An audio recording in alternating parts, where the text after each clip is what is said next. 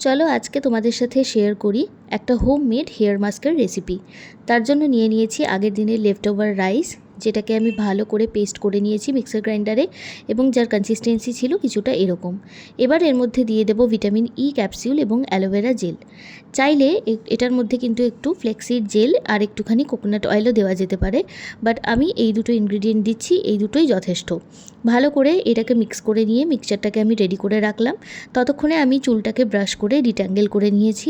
এরপর পাট করে অল্প অল্প করে এই প্যাকটাকে নিয়ে পুরো চুলের মধ্যে মেখে নিতে হবে। আর এইভাবে অ্যাপ্লাই করার পর ওয়েট করতে হবে 30 থেকে 40 মিনিট। তারপর নিজের যে কোনো পছন্দের শ্যাম্পু কন্ডিশনার দিয়ে চুলটাকে ধুয়ে ফেললেই কিন্তু রেডি। আর এই দেখতে পাচ্ছ তোমরা ফাইনাল রেজাল্ট, চুলটা কতটা আমার সিল্কি এবং শাইনি লাগছে তোমরা নিজেরাই দেখতে পাচ্ছ। ঠিক স্যালন থেকে স্পা করলে যেরকম লাগে ততটাই কিন্তু সিল্কি আর শাইনি হয়। এবং শুধু আমার চুলে না, সবার ক্ষেত্রেই আমি দেখেছি এই প্যাকটা কিন্তু দারুণ কাজ করে। তো তোমরা অবশ্যই কিন্তু বাড়িতে একবার হলেও এটা ট্রাই করবে। বাই।